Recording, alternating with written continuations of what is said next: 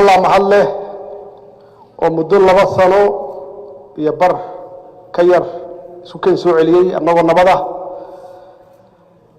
waxaan rabaa inaan u mahad celiyo guud ahaan jaaliyadda Soomaaliyeed ee Koonfur Afrika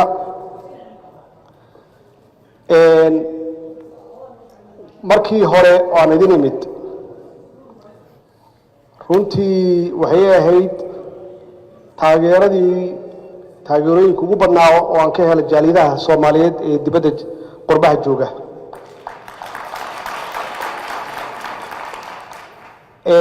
xaqiiqatan soo dhaweyntiinii markii aan airportka imid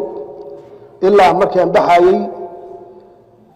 xaqiiqatan qof haray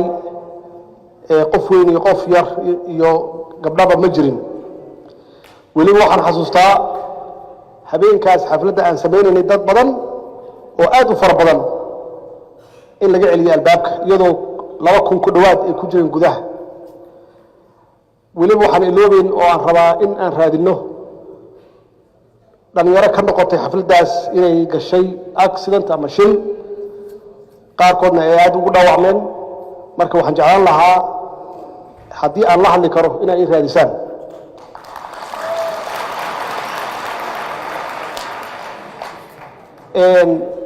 kulankii habeenkaas xafladda aad ii samayseen runtii wuxuu ahaa kulan aad iyo aad aan u xasuusto wax kasta waan ka wada hadalnay waa xaqiiq markii ugu horeysay waxaan ku hambaliyay sida ay safiirka iyo wasiirku ay sheegeenba inaad tihiin safiirro halkan noo fadhiya oo qof walba matalayo magaca iyo sharafka Soomaaliyeed runtii aad ka soo baxdeen kaalintiina oo la idin yaqaano inaad tihiin dad shaqaysta oo aanan waxba baryin dad ganacsato haysta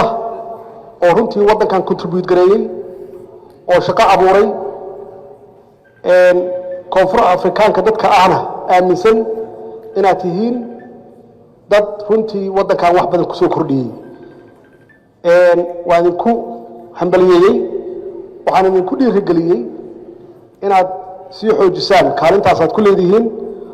oo lidinkaga yaqaano dalkan inaad tihiin dad aad iyo aad u wanaagsan wax badanna ku soo kordhiyay waa runtiis wasiirka madaxweynaha saragnay anoo arrimiina kala hadlaaya wuxuu yiri hadalkiisa waxa ku jiray sidoo uu yiri waxaan jeclaan lahayn dhiigga Soomaalida inuu dhiiggeena ku jiro wuxuu ka hadlayaa firfircoonida hal abuurka dadnimada kartida aad leedihiin iyo sidaas u ilaalisaan oo magaca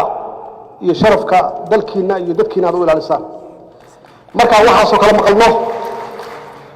runtii waxa weeye waa wax ka duwan waxyaabaha inta badan maqalno inta badan waxaan maqalnaa dadka Soomaaliyeed inay yihiin ama dalka Soomaaliyeed inuu yahay dal dib badan ama dad dib badan oo lagu sheego xaq jiro aan nafta bini aadanka aan qiimeen oo wax burburiya nafta aan qiimeen waxaana lagu sheegaa burcad badeedina nahay oo runtii maraakiibta maraysa xeebaheena aan qafaalano iyo qaxootiga dhalinyaro badan oo xabsi ku jira waxyaabo badan oo negative markaa maqasho runtii waxa weeye markaa maqasho wax wanaagsan oo tan oo kala ah waxayna siinaysaa yididiino cusub iyo rajo wanaagsan iyo runtii niyad wanaagsan ayayna siinaysaa marka waxaan ku dhiirigelinayaa mar kale sii wada oo sii laba jibaara maxaa yeelay qof kasta oo Soomaaliyeed oo wax wanaagsan sameeya wuxuu jidka u xaaray kuwa kale oo Soomaaliyeed maxaa yeelay haddaad xun tahay waxaa loo malaynayaa Soomaalidu inay xun yihiin haddaad wanaagsan tahayna qof kasta oo ka dambeeya gacmo furan lagu soo dhaweynayaa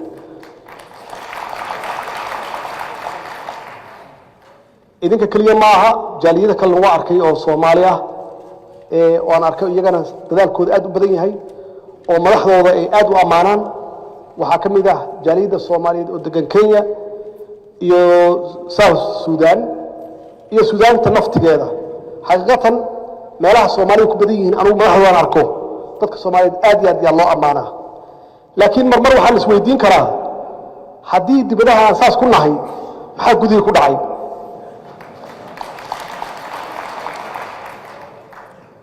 waxa weeye gudihii naftigoodu dadku waa fiican yahay waxaa la rabaa hoggaanku inuu dadka toosiyo oo jid wanaagsan tuso hambalyadaas waxaan kaloo oo habeenkaas iigu dambaysa halkan aan ka wada hadalnay dardaaran anna waa ila dardaaranteen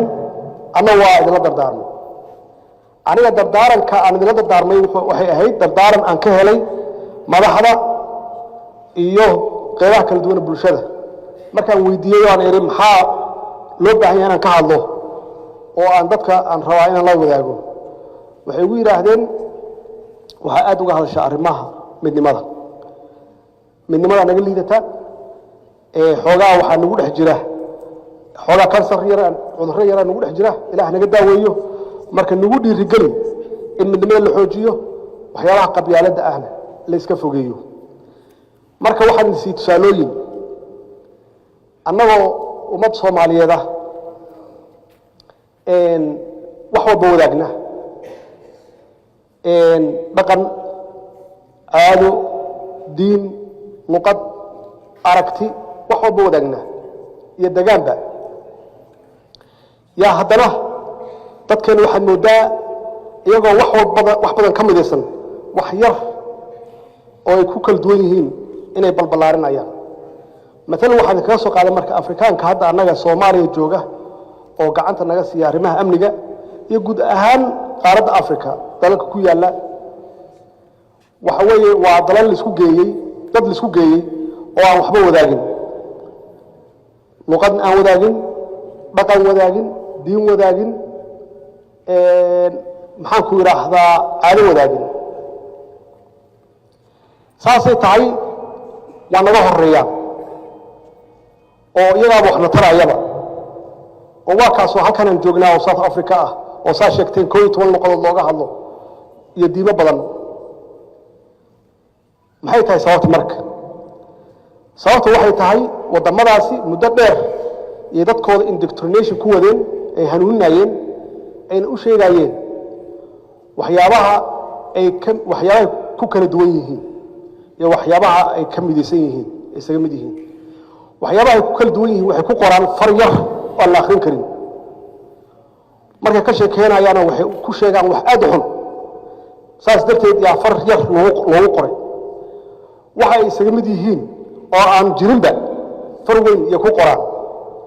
oo maxay tahay waxa ay farta weyn ku qoraan inay is ogolaadaan inay isu baahan yihiin inay wada noolaadaan annaga teena marka wax walba waa iska mid baahidina waa jirtaa in la wada noolaado marka kulli far weyn ku qoran karnaa marka laakiin wuxuu baahan tahay in muddo dheer aan ka hadalno oo qof walba la gelinsiiyo waxa ku kala duwanahay ma jirto tan baahida marka iyaga waxay keeneen bacdama ay noqdeen dawlad baahida ugu horeysa waxay tahay inay yihiin qarankana loo baahan yahay dawlad difaacda inay jirto dawladdana waxay ku kala dambaysaa xeer iyo shuruuc iyo dastuurkaas yaa isku haya iyaga marka oo u sheegaya qof walba xuquuqdiisa iyo wuxuu leeyahay iyo baahida isu baahan yihiin inay wada noolaadaan oo haddii ay kala tagaan ay u yihiin halis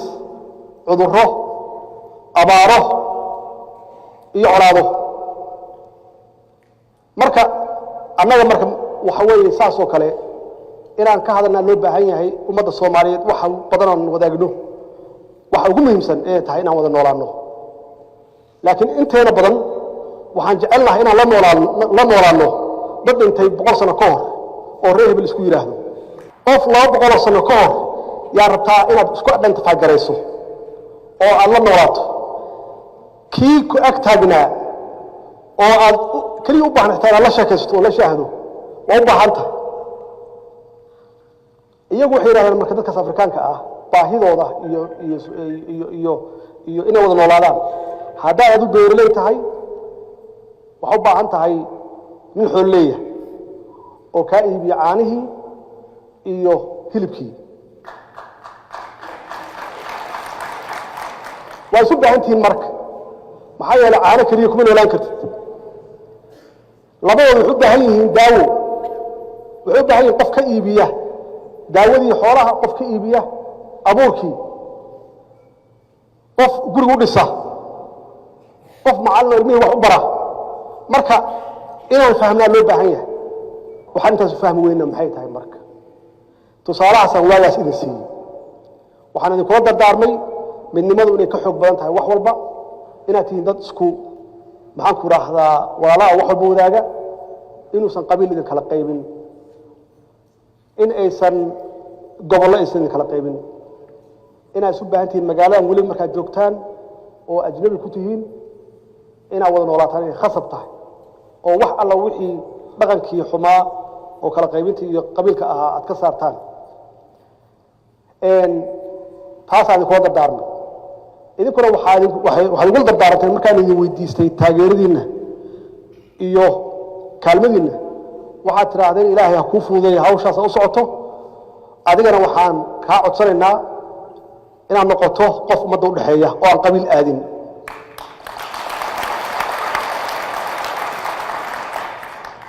haddii aad guulaysato in ummadda ammaanadooda aad u hayso sidii ilahay kuu ogaya aad u hayso waxay igula dardaaranteen inaan sharafka soomaaliya aan ka hormariyo wax walbaba aan ka hormariyo sida haddaan maqlaayo dardaarankayga waa qaadateen oo sida hadda oo ninkii odayga halkan joogay uu ii sheegay in meeshaan qabiil uusan ka jirin oo dadka soomaaliya ay waala yihiin waa iga yeesheen anna waa idinka yeelay dowladdayda anigaan ugu sarreeyo aan madaxweynaha uga ahay kuma shaqeeya qabiil soomaala ay dooratay soomaala ay banaan baxday walaalayaalow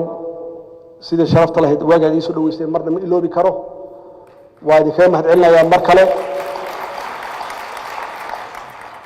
xaqiiqatan ducadiinnii waa kacday laakiin meeshaan u tegey waxay ahayd oo aan islahaa laba arrimoodaa looga baahan yahay meeshaas ugu horeeya koo waxaa looga baahan yahay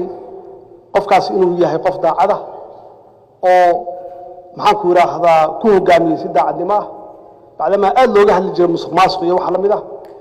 iyo meel ay haraysay khilaafaad oo dowladdii istaagtaba uu khilaafaad ku imaanayay ilaa ay ka baxda meesha labadaas arrimood keliya moodayay meesha inay u baahan tahay laakiin hawsha intaas waa ka fog tahay hawshu intaas waa ka fog tahay maxaa yeelay muddo dheer yuu dalka burbursanaa qabyaalad waa jirtay waa xaqiiqa musuq maasuq badan waa jiray waxay keentay marka wax xun iyo wax fiican inay isku qasan yihiin aadan kala garanayn oo structurekii dowladnimo capacity uusan jirin maxaa yeelay qofkii waxaa lagu geenayay meesha qabiil iyo qabyaalad yaa lagu geenayay dhaqankii baa saas ahaa marka looma fiirinayo qofkan shaqada muu qalmaa merit ma yahay shaqadii aqoonteeda ma leeyahay kartidii ma leeyahay loo fiirin mayn waxaa loo fiirinaya qofkan kula heeb ma yahay hadda qofkaas meeshaasi la geeyey qof u qalma ma aha waxa weeye marka in aan bedelno culturekii oo kow aan xaqiijinno dadka shaqeeya capacitygooda kadibna ha joogaan meeshoodii laakiin aan ku dul dhisno capacity kale ilan dad soomaaliyeed weeye muddo ka shaqeynaya meesha meelaha ay ka halaysan yihiin ama ay ka dabacsan yihiin weakness ka jiro inaan xoojinno oo aan siino pillars kale udubdhexaadyo kale macnaheedu waxa weeye aan ku soo biirino dad aqoonteedii khibraddeedii leh oo aanan ku imaan qabiil markay wax lumaan oo weliba la wada leeyahay dadku waxaa la rabaa isku si inay uga danqadaan waxaa la wada leeyahay dowladnimadu iyo qaarnimadu waa wada leenahay runtii muddayna burbursanayd haddaan rabnaan soo celinno waxaa la rabaa qof walbaba inuu qaybtiisa ka qaato uu kaalintiisa ka cayaaro oo uu juhdi geliyo kow waxaa ka ah inaan xoojinno qarannimadeennii oo wiiqantay aad u wiiqantay waxaana wiiqay midnimo la'aan, waxaa wiiqay qabyaalad iyo kala qaybsanaan, waxaa wiiqay shisheeye oo ka faa'iidaystay dhexdeenna ka faa'iidaystay. inaan soo celinno yaa loo baahan yahay. quwadeennii dowladnimo inaan soo celinaa loo baahan yahay. quwadda dowladnimo waa tan lagu dhiso qarannimada. inaan soo celinaa loo baahan yahay. baadi goobkeedaan ku jirnaa oo ay ugu horeyso siyaasadda aan ka leenahay amniga, oo idinku naftigiinnu haddaa halkan joogtaan iyo kii Soomaali jooga iyo qof walbaba uu qayb ka ahaado baadi goobkaas aan ugu jirno dowladnimadeenna inaan soo celinno iyadoo xoog leh oo sharaf leh.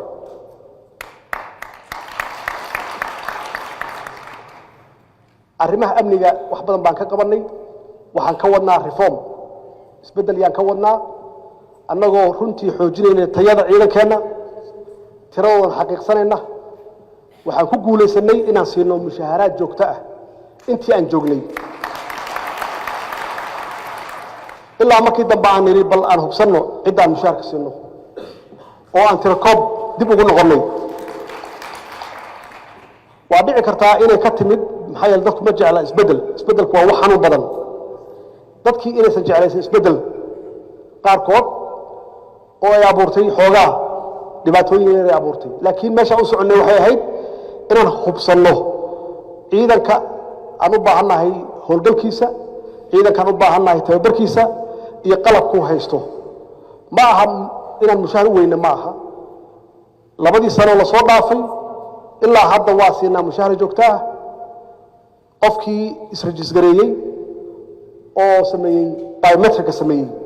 oo la xaqiijiyey inuu yahay qof ciidanka ka tirsan oo meeshii loogu talagalay jooga. waa sax khaldaad way imaan karaan, maxaa yeele capacity insaan idinkuu sheegay capacity-geenu ma xoog badnaa, khaldaad waa iska imaan karaan. laakiin intentionkeenna ama ujeedooyinkeennu waxay ahayd in aan helno ciidan aan ku tashan karno, inaan helno. siyaasaddeenu taasay ahayd, hawshaasna way socotaa. la dagaalanka argagixisada sahal ma aha qof raba inuu isdilo oo naftiisu huro, wuxuu rabaa naftiisa ku bixiyo. qofkaasi wuxuu ku dili karaa dadka mindi, wuxuu ku dili karaa qofka hadduu soo dhigtay oo uusan rabin nolol rabin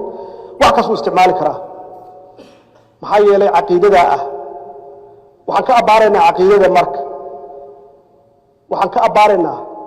dadkaasi saan maskaxdooda u bedeli lahayn. laakiin sahal ma aha qof raba inuu dhinto dadka aan laga dhex garanaynin oo qaraabada ah oo kuwa eg.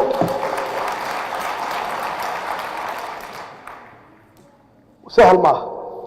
taasna waxaa laga rabaa markaan leeyahay baadi goobka dowladnimo, khaasatan amniga, qof walbay saarantaha baadi goobkaas. waxaa la rabaa qofka Soomaaliga u dhow inuu sheego. wayna bilaabatay hadda, maxaa yeelay waxaan arkaynaa dad warbixinna siiya, waxaan arkaynaa dad geesinimo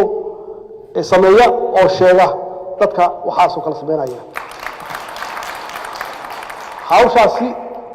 runtii waa qayb ka mid ah waxa dadweynahan ka rabno inay qayb ka ahaadaan amniga. runtiina waa hawshaas meel fiican yay noo martay. dhismaha hay-adaha dowliga ah iyo naftigeedu waxaa weeye baadi goobka aan ku jirno inaan adkeenno institutionskeena. dowlad kasta waxaa lagu qiimeeyaa xooggeeda iyo awooddeeda inta institution u dhisan iyo dadka u shaqeeya capacitygooda iyo aqoontooda, iyo sida loo xulanaya inay yihiin dad fiican oo iimaan leh oo aanan corrupt ahayn oo wanaagsan oo shaqadii lagu aamino siday tahay uga soo baxaya. runtii hawshaasna waa ku jirnaa. waxayse qaadanaysaa muddo bacdamaa dowladnimadeena ee burbursaneyd muddo aad u dheer. hawshaasna waa ku jirnaa inaan dhisno hay-adaheenna. kobcinta dhaqaalaha iyada naftigeeda siyaasad fiican oo comprehensive ah yaan ka leenahay. dhaqaalaheennu waa kobcay, inkastoo dee dalku uu yahay dal fakri ah oo meesha aan rabna ay tahay inaan gaarno dadka curyaamada ah iyo dadka aan shaqaynin in la gaarsiiyo kaalmo mayna gaarin. laakiin waxaan ku guulaysanay intii aan joognay oo aysan hal bilna ka dabamarin inaan siino mushaaharaadka shaqaalaha dowladda u shaqeeya oo rayidka ah iyo ciidamada qalabka sida. taasna waxay ku timid la dagaalanka musuqmaasuqa oo runtii aan ku bilownay oo runtii noo ah wax ugu muhiimsan argagixisadu waa dhab inta ay soo qaataan baabuur ku soo cabeeyaan intaasoo miinooyin ah ee dad shacab ah oo waxba garabsan ku laayaan ama waxaa laga yaabaa qof argagixisadaas ah inuu qof u dilo qofka corruptedka ah ama corruptionka ah oo qaata laaluushka ama hantida ummadda dhaca waxba kama duwana qofkaas waxba kama duwana maxaa yeelay qofka hantida dowladda ku takrifala oo wuxuu leeyahay kala u isticmaala oo aan ixtiraamin nidaamka iyo sharciga wuxuu burburiyay not systemka kaliya ma aha intaasoo milyan oo qof iyo noloshooda wax ka hadlayay ilmihii iskoolka aadi lahaa waxbuu ka hadlayay maxaa yeelay xoolahoodii u qaatay hooyadii ama gabadhii dhan lahayd oo isbitaalka laga bixin lahaa daawada yuu ka qaatay jeebka gashaday marka jidkii la dhisi lahaa iyo guud ahaan adeegii dowladda ay ummaddeeda siin lahayd yuu hor istaagan yahay marka waa cudur ka mid a cudurrada burburiya ee nidaamka dawliga ma aha qofka keliya ma aha qofka wax dilaya keliya ma aha qofka hantida ummadda qaata oo ummadda ay ka dhaxayso qaata waa ka daran yahay maxaa yeelay wuxuu saameyn ku leeyahay oo negative ah intaasoo milyan oo qof horumarkooda marka runtii dhismaha dhaqaalaha meel fiican ayay noo maraysaa waxaan gaarnay ilaa hadda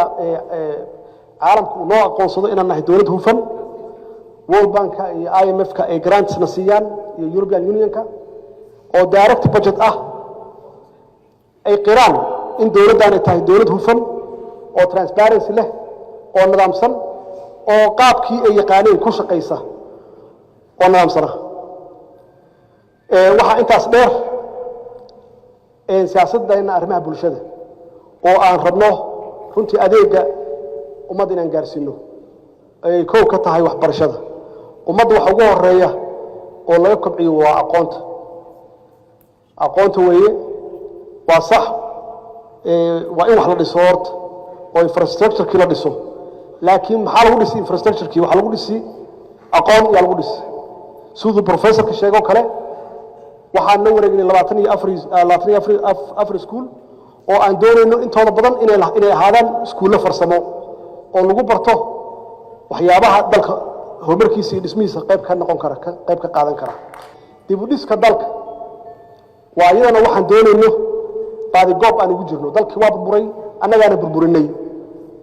waxaan bilownay barnaamij la yidhaahdo isxilqaan yaan bilownay oo aan ku bilownay meelihii la yaqaanay madxafka qaranka tiyaatarka maktabadda qaranka iyo taalooyinkii oo dhan inaan dib u soo celino aan dhisno annagoona kaalmo shisheeye helin oo isu xilqaamayna kulligeen qofkii ku bixin kara xooggiisa iyo dhidkiisa qofkii dhaqaalo ku bixin kara maxaan ku yidhaahdaa iyo qof alla qofkii wax ka geysan kara hawshaas meel fiican ayay noo maraysaa waxaan doonaynaa runtii in aan gaarsiino fariintaas idinka iyo guud ahaan dadka Soomaaliyeed dhalinyarada ha u badnaadaan ee ku nool diaspora ku nool inay wax ku darsadaan dalkooda waa rabtaan dal dhisan dal qurxoon waa rabtaan dal sharaf leh waa rabtaan dal dowlad adag leh waa rabtaan laakiin wuxuu u baahan yahay dhaqaale u baahan yahay wax gaar ahaan anigu aan u baadigoobi karan maaha waa wax kulligeen loo baahan yahay inaan qayb ka qaadano qayb lahadla aan ka wada qaadanno sidii dalkaasi meeshuu u taagnaa aan hore uga qaadi lahayn hawshaas waa bilaaw waa urdun waxaan rajaynaynaa dalkao dhan inaan ku dhisno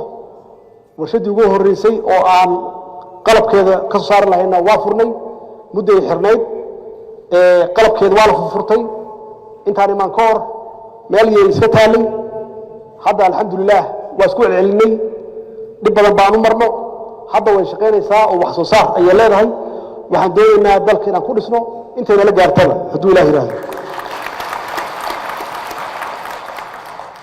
waxyaabaha aan rabno aan higsanayno oo iyadana sidii baadgoobka aan ugu jirno waxa weeye dadkeenu waxay u baaba'aan caafimaad xumo iyo cudurro محايا الفقر وابدين هاي أولاد وابدين هاي دولدو دلال كيدو runtii dhanka caafimaadka waxaan gaarnay inaan la soo wareegno laba isbitaal Martini iyo isbitaal Banaadir inaan la soo wareegno intaas waan ugu yartahay waxaan rabnaa inaan gaarno ama gaarsiino dalkoo dhan gobolada dhan degmooyinka in dadku ay helaan maxaan ku yiraahdaa dhakhtar iyo isbitaal lacag la'aan hadduu Ilaahay yiraahdo waxa ugu muhiimsan oo loo baahan yahay oo aan rabnaa inaan kor u qaadno wacyiga dadka aqoontooda wacyigeena inaan kor u qaadno wadaniyadii aan soo celinno ummadda Soomaaliyeed waxay saamid yihiin aan xooga saarno waxba kuma kala duwanin waxaan ku kala duwanahay waasaan idin sheegay oo 200 sano ka hor dhintay yaa rabtaan inaan la noolaataan nin dhintay waa hore kii hadda joogay martaan la noolaataan oo walka ah marka dadka wacyigooda inaan kor u qaadno oo Soomaali inay tahay dad homogeneous ah oo ah dadka magaciisa dalka in la yiraahdo wadan saas ma jiro adduunka annaga waxaan nahay hal qowmiyadaas magaceeda dalka la yiraahdaa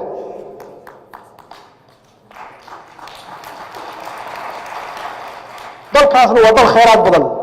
dadkiisana waa idinka oo hadda cid walba leedahay waxaan u baahnaan lahayn dhig Soomaali oo kulul in lagu shubo marka wacyiga dadka inaan kordhino qabkoodii aan kor u qaadno wadaniyadoodii aan kor u qaadno waa dhab ummad markay muddo dheer ay ku jirto dagaal sokeeye qabku hoos u dhacaa oo dadku kalsoonida ka lunta mar waxa maqlaysaa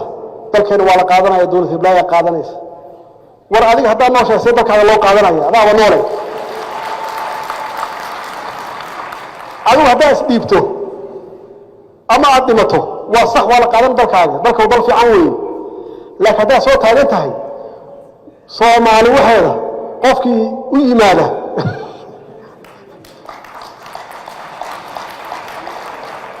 isaga u dhimanaya markaas dhiibina qabkiina kor u qaada kalsooni lahaada qof Soomaaliyeed ku nool yahay dalkiis lama qaadan waa jiraan dad Soomaali ah oo la adeegsado waa jiraan oo shay adeegsado waa jiraan dadkaas hal meel aan uga soo wareejisano waliba waa jireen wax cusub maaha hal meel aan uga soo wareejisano dalkeena dal kale malihin isagaan leenahay isagaan ku dhalanay isagaan ku dhimanayna qof walba waqtigiisa dhaafayna ma jiro marka niyada khayr u sheega in malaqi karta malaha dacar Soomaaliya dacar waan isku dayay meeqasan isku dayay dadkii naga horeeyay waxba garanayeen oo qabkooda fiicnaa banaanka laga maray oo wadamadii anaga Afrika ugu horeeyo xorriyad qaataana Soomaali lagu ma soo dhaco qabkiina kor u qaada kalsoonida kor u qaada hadii ay jireen madax aad shaki ka qabtaan walaal shaki anaga qabana anaga in ka hor dhimanayna anaga diyaar u ah inaan ka hor dhimanno laakiin hanaga harina hanaga bixin dagaalka